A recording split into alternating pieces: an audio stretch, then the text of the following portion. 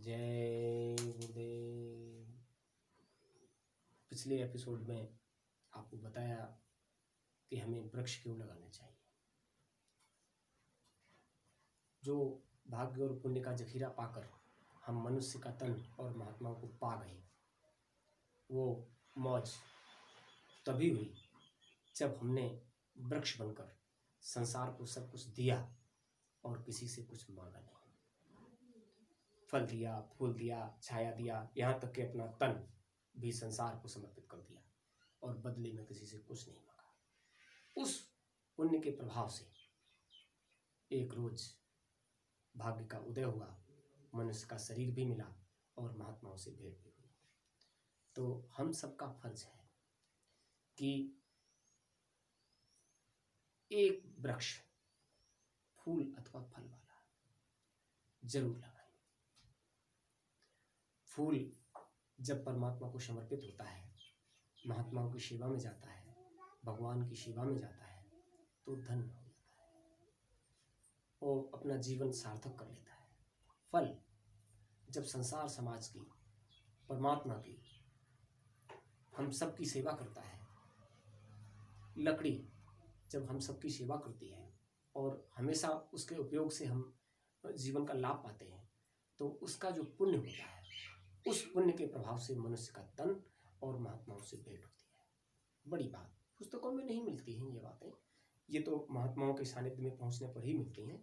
जैसे हमने पाई वैसे हम आपको बताते हैं। ये मालिक की मौज से ही सब सुलभ होता है, तो आप समझ लीजिए। इसके बाद भविष्यवाणियों का दौर चल रहा है। इसकी भविष्यवाणियाँ, उसकी भविष्यवाणियाँ। हमारे तो गुरु महाराज जो भविष्यवाणियाँ करके गए, वो एकदम पत्थर की लकीर।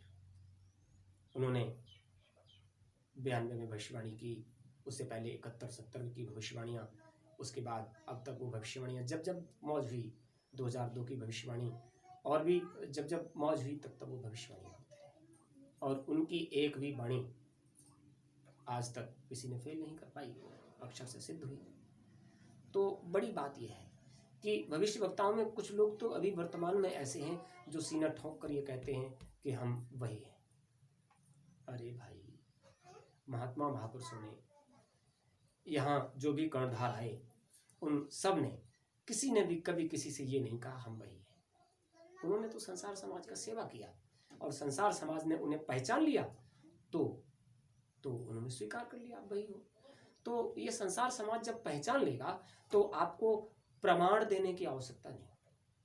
पहली बात तो ये, संतों का, महापुरुषों का एक वेशभूषा, रूपरेखा कुछ ऐसा होता है कि उन्हें देखते ही मन में श्रद्धा, विश्वास और प्रेम जागृत हो जाता है। देखो, गुरु महाराज का चित्र देखिए, देखते ही आपके मन में श्रद्धा, विश्वास और प्रेम उमड़ने लगेगा।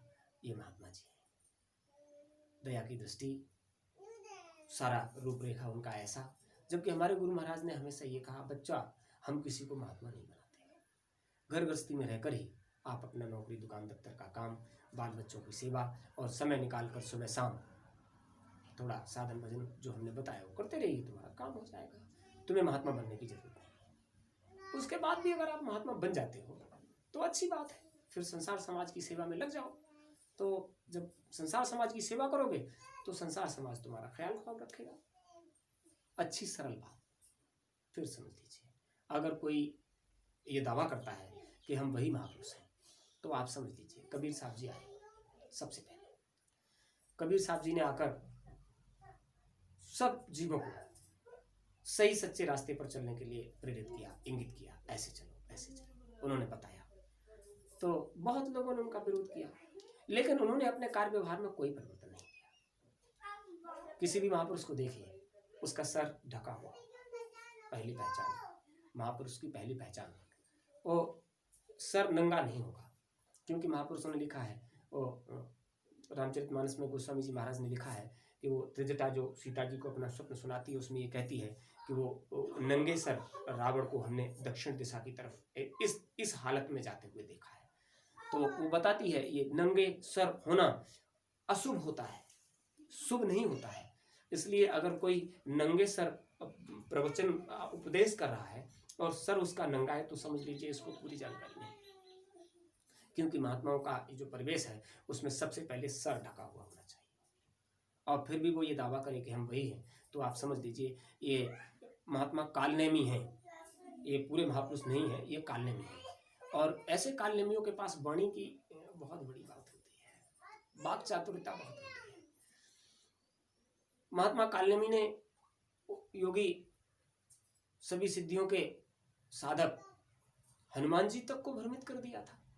तो आज के कालनेमी अगर आपको भ्रमित कर दे तो बहुत छोटी सी बात है और आप भ्रमित हो भी जाओगे। जब हनुमान जी जैसे अष्ट सिद्ध नवनिधि के दाता, असवरदीन जानकी माता, अष्ट सिद्ध नवनिधि के दाता, रिद्धियां सिद्धियां तो उनके पास पहले से ही थी, लेकिन सीता मैया से जब वो अशोक वन में मिले तो उन्होंने उन्हें आशीष दिया कि तुमने हमको प्रभु का की सूचना लाकर दिया, प्रभु का संदेश दिया, तो हम तुम्हें देख लिया। उन्होंने कि जब उन्होंने कहा कि तुम छोटे से हो और ये सब इतने बड़े हैं, तुम इनको कैसे पराजित करोगे, तो उन्होंने अपना वो रूप भी दिखाया, देखो हम ऐसे पराजित करेंगे। तो वो समझ गए इनके पास सारी चीज है, बिना पूछे तो उन्होंने बताया भी नहीं कि हम इतनी सामर्थ्य वाले हैं, वो समझ गई कि इनके पास सब कुछ है। तो उन्होंने कहा वैसे तो तुम्हारे पास सब कुछ है, लेकिन आज हम तुमसे इतने प्रसन्न हैं कि तुम इन सब चीजों को दूसरे को देने के लिए आज हमारी तरफ से इस बात को स्वीकार कर लीजिए। अगर कोई तुम्हारी सेवा करता है और सेवा से आप खुश होकर ये सब चीजें जो तुम्हारे पास है वो तुम दूसरे को दे सकते हो, तो आप समझ लीजिए संत मत का एक नियम होता है, आप सब कुछ जानकार हो, पूरे महापुरुष हो गए हो, किंतु आपको छुप कर रहना पड़ेगा। ये गोपनीय राज है, ये राज की बात है। उसको दूसरे को बताने का अधिकार तब होता है जब कोई ऊपर का अधिकारी तुम्हें वो काम करने का आदेश देता है। जैसे गुरु महाराज को हमारे दादा गुरु ने आदेश उपदेश किया कि बच्चा तुमको ये काम करना है। उनके तो जितने प्रेमी थे उनमें से बहुत से लोग चले गए, बहुत से लोग पूरे थे, लेकिन उनका काम ये नहीं था कि पूरे भले ही हैं, लेकिन वो किसी को आगे का रास्ता तब तक जब तक उनको देने वाला आदेश नहीं करता तब तक वो ऐसा नहीं कर सकते। जैसे हनुमान जी को जब आदेश मिला सीता मैया का कि ठीक है बच्चा तुम ऐसा कर सकते हो, तुम ये दूसरे को दे सकते हो, तो आप समझ लीजिए जब तक इस रास्ते को देने का ऊपर की सत्ता आदेश नहीं करती किसी को देने का अधिकार नहीं होता। और जब ऊपर की सत्ता आदेश कर देती है तो ऊपर की सत्ता संभाल भी करती है अपनी तरफ से। जैसे हमसे गुरु महाराज ने कागज पर लिख कर भी दिया, बच्चा हमारे साथ चलो, इतना सत्संग सुनाओ, तो विगत 25 वर्षों से हम ये काम अनवरत कर रहे हैं। सब प्रेमियों को गुरु महाराज ने कहा था बच्चा देखो ये भक्ति की भट्टी है, अगर इसमें सत्संग का ईंधन लगातार नहीं पड़ेगा तो ये बुझ जाएगी, भक्ति शांत हो जाएगी और वो जीव भक्ति को छोड़कर भटक जाएगा। इसलिए बच्चा सबको ये बात कही जाती है, जिस जिसको ये बात कही जाती है वो लोग भक्ति की भट्टी में ये सत्संग का ईंधन डालते रहें ताकि उनके अंदर भक्ति जागृत बनी रहे, वो साधन भजन करते रहें, वो सेवा करते रहें, वो सत्संग सुनते रहें, ताकि मनुष्य शरीर पाने का लक्ष्य उनको पूरा कर सके। अभी बहुत लोग कहते हैं, कोई कहता है मैं कल्कि का अवतार। अरे तो मैं कहता हूँ भैया बड़ी अच्छी बात है, आप कल्कि के अवतार हो तो जो कल्कि को काम करना है उस सबको करिए। जाइए पद्मनाभ मंदिर और उसका 7वां द्वार खोलकर और उसमें से सतयुग का जो व्यवस्था करने का सौदा है उसको ले आइए और चले जाइए। जय विजय पर्वत दोनों को एक करके और उस स्थान को बंद करके और बद्रीनाथ जी को उनके नवीन स्थान पर स्थापित कर दीजिए। जाइए वो नील शैल पर बैठे हुए महात्मा कागभूषण जी से कहिए कि आप अपने शैल को उजागर करके सबके सामने आ जाइए, क्योंकि तो सतयुग आ गया है, और उनको लेकर आइए। कलाप गांव चले जाइए, वहाँ से महात्मा देवधर और महात्मा मरु जो त्रेता और द्वापर के जिन्होंने उस समय शासन नहीं किया था, सतयुग में शासन करेंगे, कलयुग में जब सतयुग आएगा तब शासन करेंगे, उन लोगों को बुला कर ले आइए। अब तक जितने सतत जीवी हैं, देखिए जब से सतयुग गया, त्रेता गया, द्वापर गया और ये कलयुग आ गया, इसमें 1000 वर्ष के लिए सतयुग आने के सारे साक्ष्य प्रमाण है। गुरु महाराज कहते थे कलयुग में कलयुग जाएगा, कलयुग में सतयुग आएगा, तो महात्माओं की बात है, वो तो पत्थर की लकीर है, वो तो होना ही है। लेकिन आप समझ लीजिए त्रेता, सतयुग, द्वापर, ऐसा कोई महापुरुष नहीं जो कलयुग में आने वाले सतयुग के लिए अपने आप को रोके नहीं बैठा है। ओ भगवान बलि के समय में ऋक्षराज जामवंत भगवान के परम भक्त आज भी सतयुग में थे। जिस समय वामन अवतार लिया तो उन्होंने 7 प्रदक्षिणा करके उनको प्रणाम किया था। उभय घड़ी में तीनों 7 प्रदक्षिण धाए, तो वो आज भी है। महाराज बलि आज भी है, क्योंकि उनको सतयुग की व्यवस्था तो वही करेगा जो सतयुग में व्यवस्था करता रहा, उसको पता है सतयुग में कैसी व्यवस्था होती है। तो वो दोनों लोग आज भी है। त्रेता में हनुमान जी आए, आज भी है। त्रेता में आए और वो आज भी विचार कर रहे हैं। भगवान राम के बाबा के भाई जो थे वो महाराज मरु, वो उस समय उन्होंने शासन नहीं किया। वो कलयुग में जब सतयुग आएगा तब उस व्यवस्था में हम सम्मिलित होंगे, इसलिए आज भी है। कल आप गाँव में भीष्म पितामह के ताऊ देवधर जी आज भी है, कृपाचार्य जी आज भी है, तो परशुराम जी आज भी है। उस समय की व्यवस्था करने के लिए हनुमान जी, परशुराम जी, सतत जी भी, व्यास जी, तो ये सब लोग आज भी हैं। और जब कलयुग में सतयुग आएगा तो वो लोग आएंगे, उस सतयुग के 1000 वर्ष की व्यवस्था को करने के लिए आएंगे और वो करेंगे। तो अगर आप अवतार हो कल्कि के तो फिर इन सब लोगों को ले आओ और हो जाने दो काम। अब तो जब तुम्हारे हाथ में है तो उसको करो। अरे भैया, अवतारी शक्ति आती हैं तो उनको तो ये इशारा किया जाता है कि आपको ये काम करना है, और करने वाले बताते हैं। प्रभु श्री राम जब आए थे तो वो धनुष टूटने के साथ युग का व्यवस्था लिखा हुआ था, तो वो तो चुपचाप बैठे रहे, क्योंकि जब तक वो धनुष भंग नहीं होगा तब तक युग की अगली व्यवस्था, जो आगे की व्यवस्था है, वो नहीं होगी। तो तब तक नहीं उठे जब तक उनको उनके गुरु ने नहीं कहा। तो सामर्थ्यवान थे, वो सब कुछ जान रहे थे, वो तो कर सकते थे, लेकिन बिना गुरु के आदेश के वो बैठे रहे। जब उनके गुरु विश्वामित्र ने उनसे कहा उठो राम बन जाओ चापा, तो आप समझ लीजिए गुरु ने जब आदेश दिया तब वो उठे, और उठने के बाद भी उन्होंने क्या किया, धनुष के पास गए, उसको छुआ नहीं। पहले तो धनुष के पास गए और उन्होंने मन ही मन प्रणाम गुरु कीना, अपने गुरु को प्रणाम किया, अंतर में प्रणाम किया और उनसे पूछा क्या करना है बताइए। तो उन्होंने कहा बस जो काम है उसको कर दीजिए। तो आप समझ लीजिए ये जो सत्ता है, जो अवतारी शक्तियां हैं, उनको बताने वाले बताते हैं तब वो काम करते हैं। किसी ने आकर ये नहीं कहा हम वही हैं ऐसे सीना ठोक के। अब तो नई बात है, अब तो नई बात है। महापुरुषों के प्रति कैसे भाव हैं आप समझ लीजिए।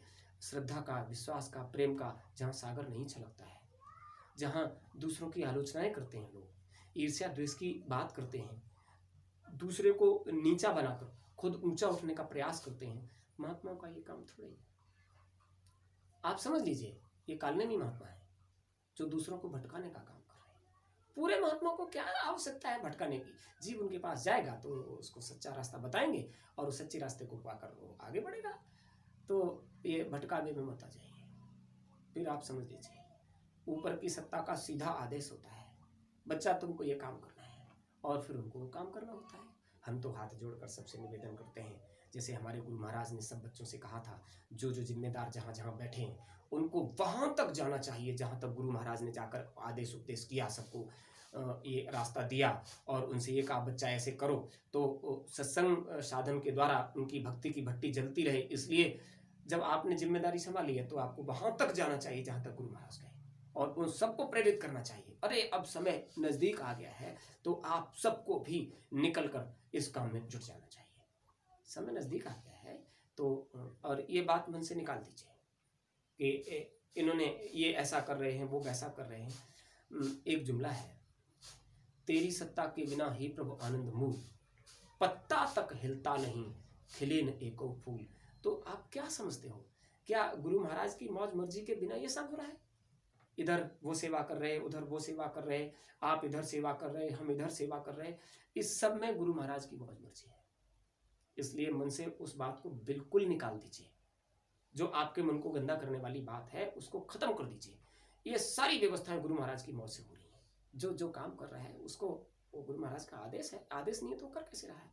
तो जो कर रहा है उसमें सहयोग करो, मदद करो, और नहीं कर सकते हो तो कम से कम समाज में ऐसा व्यवहार तो मत करो कि लोग तुम पर उंगली उठाते हैं, इसका मतलब गुरु महाराज पर उंगली उठ जाती है। कोई ऐसा काम होगा जिससे हम गुरु महाराज तक उंगली उठने का काम करें। हमारे गुरु महाराज की सफेद पगड़ी पर आज तक कोई दाग नहीं लगा पाया। हमारे गुरु महाराज ने जीव कल्याण के लिए कितना परिश्रम किया। 116 वर्ष की अवस्था तक जागृत में सबका साथ देते रहे, सबके लिए दौड़ भाग कर उनकी व्यवस्था कराते रहे। और उसके बाद जब तक आप इस धरती पर रहोगे, गुरु महाराज एक पल के लिए भी तुम्हें छोड़कर कहीं नहीं जाने।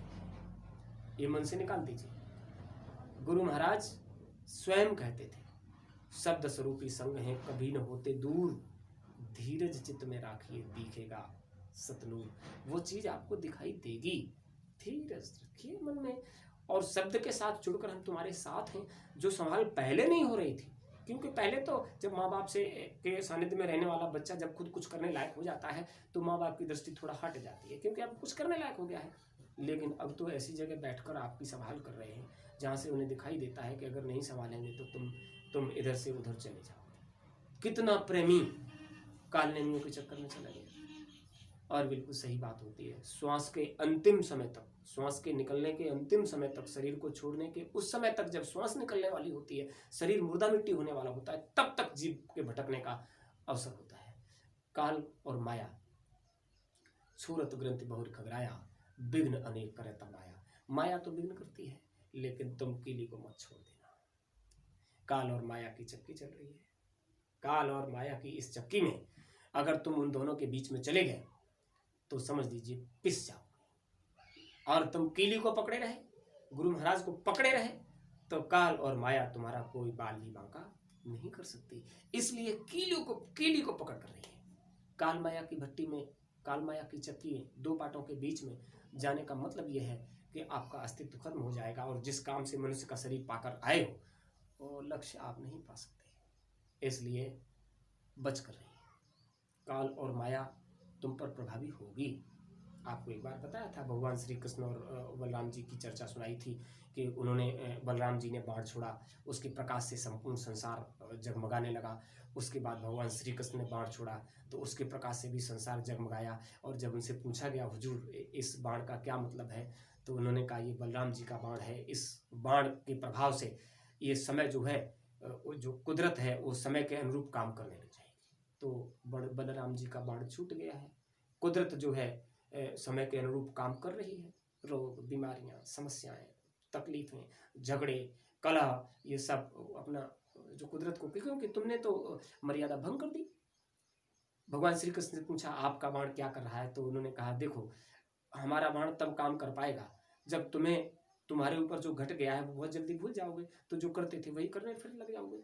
अगर भूलोगे नहीं तो चेत जाओगे। इसलिए अब चेतने का तो समय चला गया। बहुत कहा चेत जाओ, समझ जाओ, तुमने सारी मर्यादाएं भंग कर दी। ये मनुष्य मंदिर है, ये मनुष्य मंदिर है। श्री कृष्ण ने क्या कहा, हम अपने बाण के प्रभाव से, ये हमारे बाण की माया जो है, वो आप जो हो जाएगा उसे बहुत जल्दी भूल जाओगे।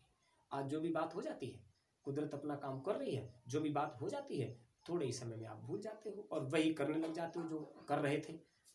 चेतना नहीं चाहते, और चेतने के लिए तो महापुरुष के सानिध्य में जाना पड़ता है। और महापुरुष कहते हैं कि मनुष्य शरीर की जो मर्यादा है, उस मर्यादा के हिसाब से आप जीवन जिए। मनुष्य शरीर की मर्यादा है कि ये मनुष्य मंदिर आपको मिला, ये जिस्मानी मस्जिद, ये गुरुद्वारा, ये चर्च, ये गिरजाघर, जिसमें आप बैठकर उस परमात्मा का चिंतन करते हो। तो ये जितने धर्म स्थान हैं हर संप्रदाय के, और हर संप्रदाय के धर्म